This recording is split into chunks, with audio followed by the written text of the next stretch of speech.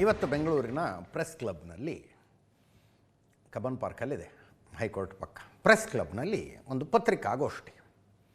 ನಟ ಪ್ರಕಾಶ್ ರಾಜ್ ಅವರು ಬರೋರಿದ್ದರು. 10:15 ಅಂದಿದ್ರು, 10 ಗಂಟೆಗೆ ಬಂದರು. ಪತ್ರಿಕಾಗೋಷ್ಠಿಯ ಉದ್ದೇಶ ಏನು?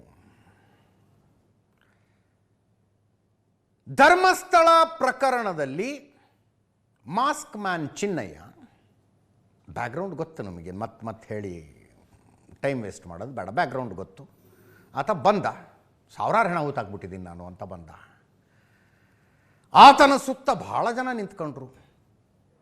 ಸುಪ್ರೀಂ ಕೋರ್ಟ್ನಲ್ಲಿ ಪ್ರಾಕ್ಟೀಸ್ ಮಾಡುವ ವಕೀಲರಿಂದ ಹಿಡಿದು ಈ ಜಾತ್ಯತೀತರು, ಮಾನವ ಹಕ್ಕು ಹೋರಾಟಗಾರರು, ಅದು ಇದು ಅಂತ ಹೇಳ್ಕೊಂಡು ಬರ್ತಾರಲ್ಲ, ಅವರೆಲ್ಲ ಜೊತೆಗೆ ಬಂದು ನಿಂತ್ಕೊಂಡ್ರು.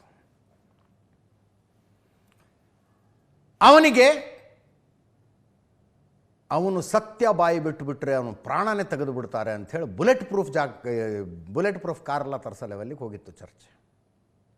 ಅದಾಯಿತು. ಅವನು ಕರ್ಕೊಂಡೋಗಿ ಗುಂಡಿ ತೆಗೆಸ್ದ ಏನೂ ಸಿಗಲಿಲ್ಲ. SIT ರಚನೆ ಆಗಿತ್ತು. ಅದಕ್ಕೋಸ್ಕರ SIT, ಸ್ಪೆಷಲ್ ಇನ್ವೆಸ್ಟಿಗೇಷನ್ ಟೀಮ್. 3 ಜನ IPS ಅಧಿಕಾರಿಗಳು, 2 IAS ಅಧಿಕಾರಿಗಳ ಗುಂಡಿ ತೆಗೆಯೋದಕ್ಕೆ ನಿಂತ್ಕೊಂಡ್ರು. ಗ್ರೌಂಡ್ ಪೆನಟ್ರೇಟಿಂಗ್ ರಡಾರ್ಗಳು ಬಂದು ಸ್ಕ್ಯಾನ್ ಮಾಡೋದು ಭೂಮಿಯನ್ನು, ಒಳಗೆ ಅಸ್ಥಿ ಪಂಜರಗಳಿದಾವ ಅಂತ. ಅಗದಾಗ ಮನುಷ್ಯನ ಮೂಳೆಗಳ ಸಿಗದೇ ಇದ್ದಾಗ ಮಣ್ಣು ತೆಗೆದು FSLಗೆ ಕಳಿಸಿದ್ರು. ಇದರಲ್ಲಿ ಕರಗಿ ಹೋಗಿರೋ ಮೂಳೆಗಳಾದರೂ ಇದಾವ ನೋಡ್ಕೊಡ್ರಿ ಅಂತ. ಏನೂ ಇರಲಿಲ್ಲ. ಕೊನೆಗೆ ಚಿನ್ನಯ್ಯ ಕಾಲಿಗೆ ಬಿದ್ದು ಹೇಳ್ದ, ತಪ್ಪಾಗ್ಬಿಡ್ತು ನಮ್ಮದು, ದುಡ್ಡು ಕೊಡ್ತೀನಿ ಅಂತ ಹೇಳಿದ್ರು. ನಾವು ಹೇಳ್ದಂಗೆ ಹೇಳದೆ ಹೋದರೆ ನಿನ್ನನ್ನು ಕೊಂದು ಬಿಡ್ತೀವಿ, ಹೆಂಡತಿ ಮಕ್ಕಳನ್ನ ಕೊಲ್ತೀವಿ ಅಂದರು. ಎಲ್ಲ ಹೆದರಿಸಿ ನನ್ನ ಹತ್ರ ಇದನ್ನೆಲ್ಲ ಹೇಳಿಸ್ಬಿಟ್ರು ಅಂದರು. ಏಕಾಏಕಿ ಕೇಸ್ ಉಲ್ಟಾ ಆಯಿತು. ಚಿನ್ನಯ್ಯ ಆರೋಪಿ ನಂಬರ್ 1 ಆದ. ಈತನ ಬೆಂಬಲಕ್ಕೆ ನಿಂತವರು ಆ ಉಳಿದ ಆರೋಪಿಗಳಾದರು. ಈಗ ಅವನು ಜೈಲಿಗೆ ಹೋಗಿ ಜೈಲಿನಿಂದ ಜಾಮೀನಿನ ಮೇಲೆ ಹೊರಗೆ ಬಂದಿದ್ದಾನೆ, ಬೇಲ್ ಮೇಲೆ ಹೊರಗಡೆ ಇದ್ದಾನೆ. ಆತ ಧರ್ಮಸ್ಥಳದ ವಿರುದ್ಧ ಷಡ್ಯಂತ್ರ ರೂಪಿಸಿದ ಪ್ರಕರಣದಲ್ಲಿ ಜಾಮೀನು ಮೇಲೆ ಹೊರಗಡೆ ಇದ್ದಾನೆ. ಹೈಕೋರ್ಟ್ ಒಂದು ರಿಟ್ ಅಪ್ಲಿಕೇಶನ್ ಹಾಕ್ಕೊಂಡಿದ್ದಾನೆ. ಇಷ್ಟೆಲ್ಲ ಜನ ಸೇರ್ಕೊಂಡು ನನ್ನ ಹತ್ರ ಇದನ್ನೆಲ್ಲ ಮಾಡಿಸಿದ್ರು, ನಾನೊಬ್ಬನೇ ಜೈಲಿಗೆ ಹೋದರೆ ಹೆಂಗೆ ಸ್ವಾಮಿ ಅಂತ ಹೈಕೋರ್ಟನ್ನು ಕೇಳ್ತಾ ಇದ್ದಾನೆ ಅವನು. ಇದರ ತನಿಖೆಗೆ ಒಂದು SIT ರಚನೆ ಆಗಿತ್ತಲ್ಲ, SIT ಇಂಟ್ರಿಮ್ ರಿಪೋರ್ಟ್ ಕೊಟ್ಟು ಸುಮ್ಮನೆ ಕೂತ್ಕೊಂಡ್ಬಿಟ್ಟಿದೆ. ಮಧ್ಯಂತರ ವರದಿಯನ್ನು ಕೊಟ್ಟು ಸುಮ್ಮನೆ ಕೂತ್ಕೊಂಡ್ಬಿಟ್ಟಿದೆ. ಹೈಕೋರ್ಟ್ನವರು ನೋಟಿಸ್ ಕೊಟ್ಟಿದ್ದಾರೆ SITಗೆ. ಯಾವಾಗ ಕೊಡ್ತೀರಿ ಫುಲ್ ರಿಪೋರ್ಟು ಅಂತ ನೋಡೋಣ, SIT ಏನು ಉತ್ತರ ಕೊಡುತ್ತೋ ಅಂತ. ಆ ರಿಟ್ ಅರ್ಜಿಯಲ್ಲಿ ಚಿನ್ನಯ್ಯ ಒಂದು ಮಾತು ಹೇಳಿದ್ದ. ಹಲವು ಮಾತುಗಳು, ಎಲ್ಲವನ್ನೂ ಪ್ರಸಾರ ಮಾಡಿದ್ವಿ ನಾವು, ಇಂಪಾರ್ಟೆಂಟ್ ಇರೋ ಎಲ್ಲವನ್ನೂ ಪ್ರಸಾರ ಮಾಡಿದ್ವಿ. ಅದರಲ್ಲಿ ಒಂದು ಮಾತು ಏನಿತ್ತು, ಗಿರೀಶ್ ಮಟ್ಟಣ್ಣವ್ರು ಹಂಗೆ ಮಾಡ್ದ, ಹಿಂಗೆ ಮಾಡ್ದ, ಅಲ್ಲಿ ಕರ್ಕೊಂಡೋದ, ಇಲ್ಲಿ ಕರ್ಕೊಂಬಂದ, ಅಲ್ಲಿ ನನ್ನ ಹೆಂಡತಿ ಅಕೌಂಟಿಗೆ ದುಡ್ಡು ಹಾಕದ, ನನ್ನ ಕೈಗೆ ದುಡ್ಡು ಕೊಟ್ಟ, 200 ಕೋಟಿ ರೂಪಾಯಿದು ಬಜೆಟ್ ಇದ್ರದ್ದು, ನಿನಗೆ 50 ಲಕ್ಷ ಕೊಟ್ಟು ಬಿಡ್ತೀವಿ ಅಂತ ತಿಮರೋಡಿ ಹೇಳ್ದ. ಎಲ್ಲವನ್ನು ಬರೆದಿದ್ದಾನ ಆತ. ನನ್ನ ಹತ್ರ ಕಾಲು ಒತ್ತಿಸ್ಕೊಂಡ್ರು, ತಲೆ ಒತ್ತಿಸ್ಕೊಂಡ್ರು, ಏನೇನೋ ಒತ್ತಿಸ್ಕೊಂಡ್ರು, ಎಲ್ಲ ಹೇಳ್ಕೊಂಡಿದ್ದಾನ ಆತ. ಅದರಲ್ಲೂ ಒಂದು ಮಾತು ಬರುತ್ತೆ. ಹಿಂಗೆ ಮಾತಾಡ್ತಾ ಕೂತ್ಕೊಂಡಿದ್ದಾಗ ಗಿರೀಶ್ ಮಟ್ಟಣ್ಣವರು ಪ್ರಕಾಶ್ ರಾಜಿಗೆ ಫೋನ್ ಮಾಡಿ ನನ್ನ ಕೈ ಕೊಟ್ಟ. ಪ್ರಕಾಶ್ ರಾಜಿಗೆ ಯಾಕೆ? ಬೇಸಿಕಲಿ ಚಿನ್ನಯ್ಯನ ಮದರ್ ಟಂಗ್ ತಮಿಳು. ಪ್ರಕಾಶ್ ರಾಜ್ ತಮಿಳಿನಲ್ಲಿ ಬಹಳ ಜನಪ್ರಿಯ ನಟ. ಇರುತ್ತಲ್ಲ, ಅಷ್ಟು ದೊಡ್ಡ ನಟ ನನ್ನ ಜೊತೆಗೆ ಮಾತಾಡಿದ್ರು ಅನ್ನೋದೊಂದು ಖುಷಿ ಮಾಡಿಸ್ಬೇಕು ಅಂತ ಗಿರೀಶ್ ಮಟ್ಟಣ್ಣವರು ಫೋನ್ ಮಾಡಿ ಕೊಟ್ಟಿದ್ದು. ಅದರ ಜೊತೆಗೆ ಇದ್ರ ಹಿಂದೆ ಯಾರ್ಯಾರಿದ್ದಾರೆ ಗೊತ್ತಾ ಅಂತ ತೋರಿಸೋದೊಂದು ಅಜೆಂಡಾ ಇರುತ್ತೆ. ಪ್ರಕಾಶ್ ರಾಜ್ ಹೇಳಿದ್ರಂತೆ, ಅದರಲ್ಲಿ ಕಂಪ್ಲೇಂಟಲ್ಲಿರೋದು ಅವ್ರು ಹೇಳ್ದಂಗೆ ಅಂತ, ಅಥವಾ ನಿನಗೇನು ಗೊತ್ತಿದೆಯೋ ಅದನ್ನ ಹೇಳ್ಬಿಡಯ್ಯ, ನಾನು ಬಂದು ನಿನ್ನನ್ನು ಗಟ್ಟಿಯಾಗಿ ತಬ್ಕತೀನಿ ಅಂದ್ರಂತೆ. ಅದನ್ನು ಆತ ಯಥಾ ಪ್ರಕಾರ ರಿಟ್ ಅರ್ಜಿಲಿ ಬರೆದಿದ್ದಾನೆ. ಅದನ್ನು ನಾವು ಯಥಾ ಪ್ರಕಾರ ಟೆಲಿಕಾಸ್ಟ್ ಮಾಡಿದೆವು. ಚಿನ್ನಯ್ಯ ಹಿಂಗೆ ಅಂದಿದ್ದಾನೆ ನೋಡಿ ಅಂತ. ಪ್ರಕಾಶ್ ರಾಜ್ ಅವರು ಇದರ ಬಗ್ಗೆ ನಾನು ಸ್ಪಷ್ಟೀಕರಣ ಕೊಡಲೇಬೇಕು, ಬಂದು ಸ್ಪಷ್ಟೀಕರಣ ಕೊಡ್ತೀನಿ ಬೆಂಗಳೂರಿಗೆ ಬಂದು ಅಂದರು. ಮಾಧ್ಯಮದವರಿಗೆ ಸ್ವಾಗತ ಅಂದರು. ಅದರಲ್ಲಿ ಮಾರಿಕೊಂಡ ಮಾಧ್ಯಮದವ್ರಿಗೂ ಸ್ವಾಗತ ಅಂದರು. ನಾವು ನಮ್ಮ ರಿಪೋರ್ಟ್ರಿಗೆ ಹೋಗುವಾಗ ಮಾರಿಕೊಂಡ ಮಾಧ್ಯಮ ಅಂತಿದಾರಲ್ಲಪ್ಪ, ಅವ್ರು ಯಾರು ಅಂತ ಒಂದು ಸಲ ಕೇಳ್ಬಿಡು, ನಮಗೂ ಕ್ಲಾರಿಟಿ ಇರಬೇಕಲ್ಲ. ಯಾರು ಅವ್ರು ಮಾರಿಕೊಂಡ ಮಾಧ್ಯಮದವರು? ಅವರಿಂದ ನಾವು ದೂರ ಇರೋಣ, ನಾವು ಎಚ್ಚರಿಕೆಯಿಂದ ಇರೋಣ ಅವರಿಂದ. ಪ್ರಕಾಶ್ ರಾಜ್ ಅವ್ರಿಗೆ ಗೊತ್ತಾಗಿದೆ ಅಂದರೆ ಕೇಳ್ಬಿಡು ಅಂತ. ನಮ್ಮ ರಿಪೋರ್ಟರ್ಗಳು ನಿಮ್ಮ ಸ್ಪಷ್ಟೀಕರಣ ಆಮೇಲೆ ಇರಲಿ, ಮಾರಿಕೊಂಡ ಮಾಧ್ಯಮ ಯಾರು ಹೇಳಿ ಅಂತ ಶುರು ಮಾಡಿದ್ರು. ನಟ ಪ್ರಕಾಶ್ ರಾಜ್ ಸಿನಿಮಾ ಪತ್ರಕರ್ತರನ್ನು ಎದುರಿಸುವುದು ಬೇರೆ. ಅಲ್ಲಿ ಎದುರಿಸೋದು ಅಂತ ಇರೋದಿಲ್ಲ ಸಾಮಾನ್ಯವಾಗಿ. ಹೇಳ್ತೀನಿ ಬರ್ಕಳಿ ಅನ್ನೋ ಥರ ಇರುತ್ತೆ. ಬಟ್ ಇಲ್ಲಿ ಕ್ರೈಮ್ ರಿಪೋರ್ಟರು, ಪೊಲಿಟಿಕಲ್ ರಿಪೋರ್ಟರ್ಗಳಿದ್ರು. ಒಂದೊಂದೇ ವಿಷಯ ಮಾತಾಡ್ತಾ ಹೋದ್ರು. ಒಂದೂವರೆ 2 ತಾಸೇ ಆಯ್ತೇನಪ್ಪ, ಹೆಚ್ಚು ಕಡಿಮೆ ಆಯಿತು. ಒಂದೇನು, ಚಿನ್ನಯ್ಯ ಹೇಳಿದ್ದನ್ನು ಇವ್ರು ಒಪ್ಕೊಂಡ್ರು ನೋಡ್ರಿ. ಗಿರೀಶ್ ಮಟ್ಟಣ್ಣವ್ರು ಫೋನ್ ಮಾಡಿ ಕೊಟ್ಟಿದ್ದು ನಿಜ, ನಾ ಚಿನ್ನಯ್ಯಗೆ ಮಾತಾಡಿದ್ದು ನಿಜ ಅಂತ ಹೇಳಿದ್ರು. ಅಷ್ಟೇ ಬೇಕಾಗಿದ್ದು. ಚಿನ್ನಯ್ಯ ಸುಳ್ಳು ಹೇಳೋದನ್ನ ಸತ್ಯ ಹೇಳಿದ್ನ, ಅಷ್ಟೇ ಬೇಕಾಗಿದ್ದು. ಅವರ ಫಸ್ಟ್ ಪಾಯಿಂಟ್ ಕೇಳಿಸ್ಕೊಳ್ಳಿ. ಗಣೇಶ್ ಮಟ್ಟ ಇವರು ಮಂಟಣ್ಣನವರು ಇವ್ರನ್ನ ಯಾರನ್ನೂ ಭೇಟಿ ಮಾಡಿದವನು ಅಲ್ಲ. ಮೋಹಂತಿ ಅವರು ಇನ್ನೂ ಈ ಚಿನ್ನಯ್ಯನ ಭೇಟಿ ಮಾಡಿಲ್ಲ. ಅವರು ಚಾರ್ಜ್ ತಗೊಂಡಿದ್ದಾರೆ. ನನಗೆ ಒಂಥರದ್ದು ಗಿರೀಶ್ ಮಟ್ಟಣ್ಣನವರಿಂದ ಫೋನ್ ಬಂತು. ಇಲ್ಲ, ಮಾಸ್ಕ್ ಒಬ್ಬ ವ್ಯಕ್ತಿ ಇದಾನಲ್ಲ, ಅನ್ನೋ ಮಾಸ್ಕ್, ಅವಾಗಿನ ಮಾಸ್ಕ್ ಇಲ್ಲ, ಒಬ್ಬ ವ್ಯಕ್ತಿ ಇದಾನಲ್ಲ, ಅವ್ನು ನನ್ನ ಜೊತೆ ಇದ್ದಾನೆ, ನಿಮ್ಮ ಜೊತೆ ಮಾತಾಡಬೇಕಂತೆ. ಅವನು ಏನು ಹೇಳ್ದ ಅಂದರೆ, ತಮಿಳ್ನಲ್ಲಿ ಹೇಳ್ದ ಅವನು, அண்ணே உங்களை ரொம்ப பிடிக்கண்ணே, எனக்கு நிறைய விஷயம் தெரியும்ண்ணே. அப்படியாப்பா, எந்த ஊர்? அண்ணே நான் வந்து உங்களை மீட் பண்ணோண்ணே. என்ன ஏன்டா மீட் பண்ணுறேன்? என்ன தெரியும் உனக்கு? என்ன பொட்டு பணம் கிடக்குண்ணே, எஸ்ஐடி ஃபார்மாக இருக்குது, இப்போ பயமாக இருக்குண்ணே. ஏன் உண்மையாக சொல்கிறதுக்கு உனக்கு ஏன்டா பயமாக இருக்குது? இப்போ சொல்லு, அவர் நல்ல ஆஃபீஸரு, ஒன்றும் ஆகாத. உண்மையாக சொன்னால் ஊரே கொண்டாடும்டா, நமக்கு தெரியணும். நானே வந்து கெட்டுப்பிடிக்கிறேன்டா அவனை, நீ போ. அதுக்கு முன்னாடி மீட் பண்ண வேண்டாம். ಹೌದಪ್ಪ, ಊರೇ ಕೊಂಡಾಡೋಣ ಅವನ್ನೇ, ಊರೇ ಕೊಂಡಾಡುತ್ತೆ, ನಾನೇ ಬಂದು ನಿನ್ನ ಅಪ್ಕೊಳ್ತೀನಿ ಅಂತ ಹೇಳಿದ್ದು ನಿಜ ಅಂತ ಹೇಳಿದ್ದೀನಿ. ನಿನಗೇನಾದ್ರು ಹೇಳಬೇಕಾದ್ರೆ ನೀನು ರೆಕಾರ್ಡ್ ಮಾಡಿ ವಾಯ್ಸ್ ಕಳಿಸು, ನಾನು ಇಸ್ಕೊಳ್ಳಿ. ಇಮಿಡಿಯೇಟಾಗಿ ರೆಕಾರ್ಡೆಡ್ ವಾಯ್ಸ್ನಲ್ಲಿ ಏನೇನೋ ಬಡಬಡಿಸ್ದ. ಇವ್ರಿಗೆ ಫೋನ್ ಮಾಡಿದೆ, ನಮ್ಮ ಮೊಹಂತಿ ಅವರಿಗೆ. ಮೊಹಂತಿ ಸರ್, ಇದು ಫಾರ್ವರ್ಡು ಈ ಥರ ಇದೆ, ನಾನು ನಿಮ್ಮನ್ನು ಭೇಟಿ ಮಾಡಕ್ಕೆ ಬರ್ತಾ ಇದ್ದೀನಿ ಅಂತ ನೇರವಾಗಿ ಅಪಾಯಿಂಟ್ ತೊಗೊಂಡು ಬಂದು, ಮಂಡ್ಯದವಲ್ಲ ತಮಿಳ್ ಮಾತಾಡ್ತಾರೆ. ಅದು ಯಾವ ಭಾಷೆ ಪ್ರಕಾಶ್? ನೀವು ಹಲವು ಭಾಷೆ ಮಾತಾಡ್ತಿರಲ್ಲ, ಅದ್ರ ಸ್ವಲ್ಪ ತೆಲುಗು ಮಿಕ್ಸ್ ಆಗಿದೆ ಸರ್, ಇದು ವಿಷಯ.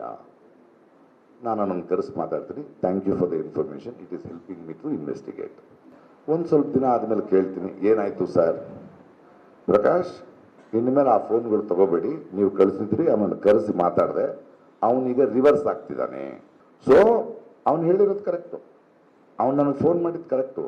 ಆದರೆ ಒಬ್ಬ ಪ್ರಜೆಯಾಗಿ ನಾನು ಇಮಿಡಿಯೇಟಾಗಿ ಇವರೇ ಮಾಡಿದ್ದಾರೆ ಅಂತ ಧರ್ಮಸ್ಥಳದ ಆಂದೋಲನಕ್ಕೆ ಹೋಗಲಿಲ್ಲ.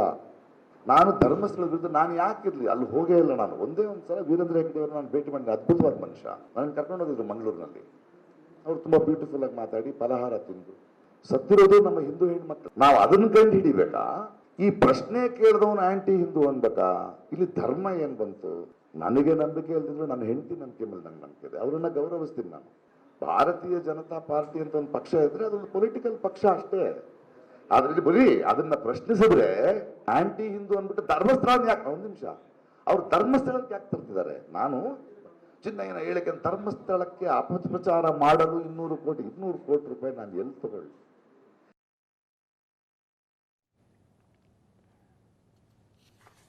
ಇಷ್ಟು ಸ್ಪಷ್ಟೀಕರಣ ಪ್ರಕಾಶ್ ರಾಜ್ರಿಂದ. ಸ್ವಲ್ಪ ಡೀಟೇಲ್ಗೆ ಹೋಗಿ ಹೇಳಲ್ಲ. 2025 ಜುಲೈ 14ನೇ ತಾರೀಕು ಚಿನ್ನಯ್ಯ ಇವ್ರ ಜೊತೆ ಮಾತಾಡೋದು.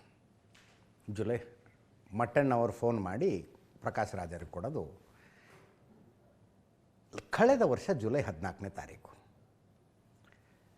ಇವರು ಪ್ರಣವ್ ಮೊಹಾಂತಿ ಅವರಿಗೆ ಆಡಿಯೋ ಕಳಿಸಿದ್ರು. ಚಿನ್ನಯ್ಯ ಹಿಂಗೆ ಮಾತಾಡಿ ತರಿಸ್ಕೊಂಡ್ರಂತ ಅವನ ಹತ್ರ ಆಡಿಯೋ ಮೊಬೈಲಲ್ಲಿ ಹೇಳಿಸಿ ಅದನ್ನು ತರಿಸ್ಕೊಂಡು ಪ್ರಣವ್ ಮೊಹಾಂತಿ ಅವ್ರಿಗೆ ಕಳಿಸ್ತಾರೆ. ಇವರು ಜುಲೈ 15ನೇ ತಾರೀಕು ಸರ್ಕಾರ SIT ಫಾರ್ಮ್ ಮಾಡಿ ಪ್ರಣವ್ ಮೊಹಾಂತಿ ಅವರನ್ನು SITಯ ಮುಖ್ಯಸ್ಥರು ಅಂತ ಘೋಷಣೆ ಮಾಡಿದ್ದು ಜುಲೈ 17ನೇ ತಾರೀಕು. ಅರ್ಥ ಆಯಿತು ಅನ್ಕೋತೀನಿ. ಜುಲೈ 14ಕ್ಕೆ ಚಿನ್ನಯ್ಯ ಇವ್ರ ಹತ್ರ ಮಾತಾಡ್ತಾನೆ, ಆಡಿಯೋ ಕಳಿಸು ಅಂತಾರೆ ಇವರು ಪ್ರಕಾಶ್ ರಾಜ್. ಇವರು ಆಡಿಯೋ ಕಳಿಸ್ತಾರೆ, ಇವರು ಪ್ರಣವ್ ಮೊಹಾಂತಿ ಅವ್ರ ಜೊತೆಗೆ ಮಾತಾಡ್ಬಿಡ್ತಾರೆ. ಹಿಂಗಿದೆ ನೋಡ್ರಿ ಈ ಕೇಸ್ನಲ್ಲಿ ಅಂತ. ಬಟ್ ಪ್ರಣವ್ ಮೊಹಾಂತಿ ಅವರು SITಯ ಮುಖ್ಯಸ್ಥರಾಗಿ ನೇಮಕಗೊಳ್ಳೋದು ಜುಲೈ 17ನೇ ತಾರೀಕು. ಒಳ್ಳೆಯದು, ಸಾಕಷ್ಟು ಅಂಶಗಳನ್ನು ಹೇಳಿದ್ದಾರೆ. ನಾನು ಯಾವತ್ತೂ ಚಿನ್ನಯ್ಯನ ಗಿರೀಶ್ ಮಟ್ಟಣ್ಣವ್ರನ್ನ ಭೇಟಿಯಾಗಿಲ್ಲ, ಅದು ಇದು ಭೇಟಿಯಾಗಿದ್ದೀರಿ ಅಂತ ನಾವು ಏನು ಹೇಳಿಲ್ಲ. ಆತ ಏನು ಹೇಳ್ದ? ಫೋನ್ ಮಾಡಿ ಕೊಟ್ಟರು ಪ್ರಕಾಶ್ ರಾಜ್ ಹಿಂಗೆ ಹೇಳಿದ್ರಪ್ಪ, ಅಷ್ಟೇ ಹೇಳಿರೋದು. SIT ಮುಂದೆ ಹೋಗಿ ಹೇಳು ಅಂದೆ. ಚಿನ್ನಯ್ಯನ ವಾಯ್ಸ್ ರೆಕಾರ್ಡನ್ನು ಪ್ರಣವ್ ಮೊಹಾಂತಿ ಅವ್ರಿಗೆ ಕಳಿಸ್ದೆ. ಆ್ಯಕ್ಚುಲಿ ಈ ಡೇಟ್ ಬಗ್ಗೆ ನಮ್ಮ ರಿಪೋರ್ಟರ್ ರಮೇಶ್ ಕೇಳಿದ್ದು ಲಾಸ್ಟಿಗೆ, ಅದೆಲ್ಲ ಕೇಳಬೇಡ ಅಂದ್ಬಿಟ್ರು ಪ್ರಕಾಶ್ ರಾಜ್. ಇರಲಿ, ಆಮೇಲೆ ಪ್ರಣವ್ ಮೊಹಾಂತಿ ಅವರೇ ಹೇಳಿದ್ರಂತೆ, ಇದು SIT ತನಿಖೆ ಎಲ್ಲ ಆದಮೇಲೆ ಚಿನ್ನಯ್ಯನಿಂದ ದೂರ ಇರಿ ಅಂತ ಮೊಹಾಂತಿ ಅವರು ಹೇಳಿದ್ರಂತೆ. ಚಿನ್ನಯ್ಯ ಉಲ್ಟಾ ಹೊಡಿತಾ ಇದ್ದಾನೆ, ಅವನಿಂದ ದೂರ ಇರಿ ಅಂದ್ರಂತೆ. ಕೊನೆಯ ಬೈಟ್ನಲ್ಲಿ ಹೇಳ್ತಾರೆ ನೋಡಿ, ಒಂದು ಸಲ ವೀರೇಂದ್ರ ಹೆಗಡೆ ಭೇಟಿಯಾಗಿದ್ದೆ, ಅದ್ಭುತ ಮನುಷ್ಯ. ಧರ್ಮಸ್ಥಳದ ಬಗ್ಗೆ ನಾನು ಯಾಕೆ ಅಪಪ್ರಚಾರ ಮಾಡಲಿ? 200 ಕೋಟಿ ವ್ಯವಹಾರ ಷಡ್ಯಂತ್ರದ ಬಗ್ಗೆ ನನ್ನನ್ನು ಎಳೆದು ತರಬೇಡಿ. ಧರ್ಮಸ್ಥಳದಲ್ಲಿ ಹೆಣ್ಣು ಮಕ್ಕಳು ಏಕೆ ಸತ್ರು ಅಂತ ಪ್ರಶ್ನಿಸಿದ್ದು ತಪ್ಪ. ನನ್ನ ಹೆಂಡತಿ ದೇವರ ಪೂಜೆ ಮಾಡ್ತಾಳೆ, ಅವಳ ಭಾವನೆ ಗೌರವಿಸ್ತೀನಿ. BJPನ ಪ್ರಶ್ನೆ ಮಾಡಿದರೆ ಹಿಂದೂ ವಿರೋಧಿ ಪಟ್ಟ ಕಟ್ತಾರೆ. ನಾನು MLA MP ಆಗಬೇಕಿಲ್ಲ, ಪ್ರಶ್ನೆ ಮಾಡೋದೇ ತಪ್ಪ ಅಂತೆಲ್ಲ ಕೇಳಿದ್ದಾರೆ ಪ್ರಕಾಶ್ ರಾಜ್ ಅವರು. BJPಯನ್ನು ನಾನೇ 100 ಸಲ ಹೇಳ್ತೇನೆ ರೀ, BJP ಆಗಲಿ, ನರೇಂದ್ರ ಮೋದಿ ಆಗಲಿ, ಅಮಿತ್ ಶಾ ಆಗಲಿ, ಯಾರೂ ಪ್ರಶ್ನಾತೀತರಲ್ಲ. ಅವರನ್ನು ಪ್ರಶ್ನಿಸುವ ಸ್ವಭಾವ ಬೆಳೆಸ್ಕೊಳ್ಬೇಕು. ಆದರೆ ಒಂದು ನ್ಯಾಷನಲ್ ಚಾನಲ್ನ ಕಾನ್ಕ್ಲೇವ್ನಲ್ಲಿ ಕೂತ್ಕೊಂಡು ರಾಮಲೀಲೆಯನ್ನು ಟೀಕಿಸ್ತಾ ಆ್ಯಂಕರ್ ಕೇಳ್ತಾರೆ, ರಾಮಲೀಲೆಯನ್ನು ಭಯಭಕ್ತಿಯಿಂದ ನೋಡುವಂಥ ಜನ ಇದ್ದಾರಲ್ಲ, ಅಂದರೆ ಚೈಲ್ಡ್ ಪಾರ್ನು ನೋಡ್ತಾರಲ್ರಿ ಜನ ಅಂತಂದರು ಪ್ರಕಾಶ್ ರಾಜ್. ಚೈಲ್ಡ್ ಪಾರ್ನ್ ನೋಡ್ತಾರೆ ಜನ ಅಂತ. ಅಂದರೆ ಕೋಟ್ಯಂತರ ಜನ ಆರಾಧಿಸುವ ರಾಮ, ಭಕ್ತಿಯಿಂದ ಕೇಳಿಸಿಕೊಳ್ಳುವ ರಾಮಾಯಣ, ನಿಮಗದನ್ನು ಹೋಲಿಸೋದಕ್ಕೆ ಚೈಲ್ಡ್ ಪಾರ್ನ್ ಬಿಟ್ಟರೆ ಬೇರೆ ಏನೂ ಸಿಗಲಿಲ್ಲ ಪ್ರಕಾಶ್ ರಾಜ್ ಅವರೇ. Child porn. ಆವಾಗ ನಿಮ್ಮ ಇಂಟೆನ್ಷನ್ಗಳನ್ನು ಪ್ರಶ್ನೆ ಮಾಡಬೇಕಾಗತ್ತೆ. ಪ್ರಕಾಶ್ ರಾಜ್ ಹೆಂಡತಿಯವರು ಕುಕ್ಕೆ ಸುಬ್ರಹ್ಮಣ್ಯಕ್ಕೆ ಬಂದು ಆಶ್ಲೇಷ ಪೂಜೆ ಮಾಡಿಸ್ತಾರೆ. ಅದನ್ನೇನ್ರಿ ಪ್ರಶ್ನೆ ಮಾಡ್ತೀರಿ? ಅವಳ ಧಾರ್ಮಿಕ ನಂಬಿಕೆ ಅಂತಾರೆ ಪ್ರಕಾಶ್ ರಾಜ್ ಅವರು. ಫೇರ್ ಇನಫ್, ಅವರ ಧಾರ್ಮಿಕ ನಂಬಿಕೆ. ನಿಮ್ಮ ಹೆಂಡತಿಯ ಧಾರ್ಮಿಕ ನಂಬಿಕೆಯನ್ನು ಗೌರವಿಸಬೇಕು ಅನ್ನೋದು ನಿಮಗೆ ಗೊತ್ತಾಗುತ್ತೆ. ಇನ್ನುಳಿದವರ ಧಾರ್ಮಿಕ ನಂಬಿಕೆ ಪ್ರಶ್ನೆ ಬರೋದಿಲ್ವಾ? ಇನ್ನುಳಿದವರ ಧಾರ್ಮಿಕ ನಂಬಿಕೆ, ನಿಮ್ಮ ಹೆಂಡತಿಯ ಧಾರ್ಮಿಕ ನಂಬಿಕೆಯೊಂದನ್ನು ನೀವು ಗೌರವಿಸಿದರೆ ಸಾಕ? ಅದು ತಮಿಳ್ನಾಡಿನಲ್ಲಿ ಏನಾದ್ರು ಕಲ್ಚರ್ ಇದೆಯಾ ಹಂಗೆ? ಉದಯನಿಧಿ ಬಂದು ಸನಾತನದ ಸರ್ವನಾಶ ಮಾಡ್ತೀನಿ ಅಂತೇಳಿ ಅವರ ಅಮ್ಮ ದೇವಸ್ಥಾನ ಸುತ್ತುತ್ತಾ ಇರ್ತಾರೆ. ಉದಯನಿಧಿನೂ ಹಿಡಿದನ್ನೇ ಹೇಳ್ತಾರೋ ಏನೋ? ನಮ್ಮ ಅಮ್ಮನ ಧಾರ್ಮಿಕ ನಂಬಿಕೆ ಅದು. ಉಳಿದವರ ಧಾರ್ಮಿಕ ನಂಬಿಕೆಗಳನ್ನು ಕಟ್ಕೊಂಡು ನಮಗೇನಾಗಬೇಕು? ಈಗ ಧರ್ಮಸ್ಥಳದಲ್ಲಿ ಹೆಣ್ಣು ಮಕ್ಕಳು ಏಕೆ ಸತ್ರು ಅಂತ ಪ್ರಶ್ನಿಸಿದ್ದು ತಪ್ಪ? ಪ್ರಶ್ನೆ ನಾವು ಕೇಳಿದ್ದೀವಪ್ಪ. ಆ ಒಂದು ಅಜ್ಜಿ ಬಂತು, ಕಣ್ಣೀರು ಹಾಕ್ತು. ಆಕೆ ಕಣ್ಣೀರು ನೋಡಿ ನನ್ನ ಕಣ್ಣಲ್ಲಿ ನೀರು ಬಂದುಬಿಡ್ತು. ಬೆಳೆದು ನಿಂತು ಮೆಡಿಕಲ್ ಓದ್ತಾ ಇದ್ದ ಮಗಳಿದ್ಲಂತೆ ಆಕೆಗೆ. ಫ್ರೆಂಡ್ಸ್ ಜೊತೆ ಧರ್ಮಸ್ಥಳಕ್ಕೆ ಬಂದರೆ ದೇವಸ್ಥಾನದ ಬಟ್ಟೆ ಯೂನಿಫಾರ್ಮ್ ಅಲ್ಲಿ ಪಂಚೆ ಶರ್ಟ್ ಹಾಕೋತಾರಲ್ಲ, ಹಂಗೆ ಹಾಕೋತಾ ಇದ್ದವ್ರು ಅವಳನ್ನ ಕಿಡ್ನಾಪ್ ಮಾಡಿಬಿಟ್ರಂತೆ.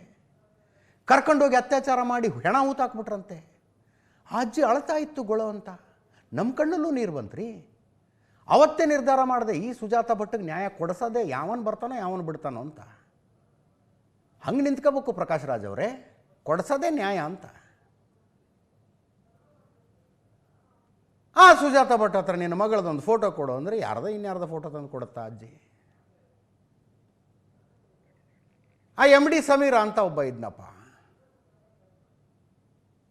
ಆತನ ವಿಡಿಯೋನ ನೋಡಿದಾಗ ಅಬ್ಬಬ್ಬಬ್ಬಬ್ಬ, ಗಂಡು ಮಗ ಅಂತೂ ಇಂತೂ ಒಬ್ಬ ಪತ್ರಕರ್ತನ ಲೆಕ್ಕದಲ್ಲಿ ಹೋರಾಟಗಾರ ಊಟದ ಅನ್ಕಂಡ್ವಿ ನಾವು. ಏನು ವಿಡಿಯೋಗಳವು. ಆ ಅಜ್ಜಿ ಹೇಳಿದ್ದನ್ನೇ ಈತ ವಿಡಿಯೋದಲ್ಲಿ ಹೇಳ್ತಾ ಇದ್ದ. ಅಜ್ಜಿನೇ ಸುಳ್ಳು ಹೇಳ್ತು ಅಂತಾಯ್ತು, ಇದು ಸುಳ್ಳು ಹೇಳ್ತು ಅಂತಾಯ್ತು. ಅಜ್ಜಿ ಹೇಳಿದ ಕತೆ ಕೇಳ್ಕೊಂಡು ಕಣ್ಣೀರಿಟ್ಟವರು ಅಜ್ಜಿ ಸುಳ್ಳು ಹೇಳಲು ಅಂತ ಗೊತ್ತಾದ್ಮೇಲೆ ಇವಳು ಯಾವಳ್ರಿ ಲೋಫರ್ ಅನ್ಬೇಕು ಅನ್ಬಾರ್ದು ನಾವು ಅಂದ್ವಪ್ಪ.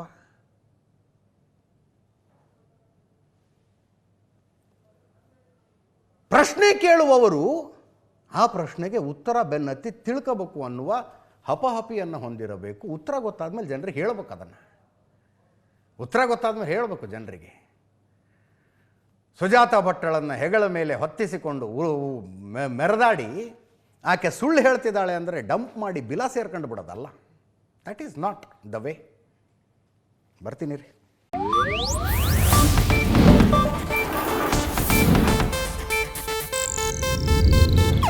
ಇದು ಏಷ್ಯಾನೆಟ್ ನ್ಯೂಸ್ ನೆಟ್ವರ್ಕ್ ಪ್ರಸ್ತುತಿ.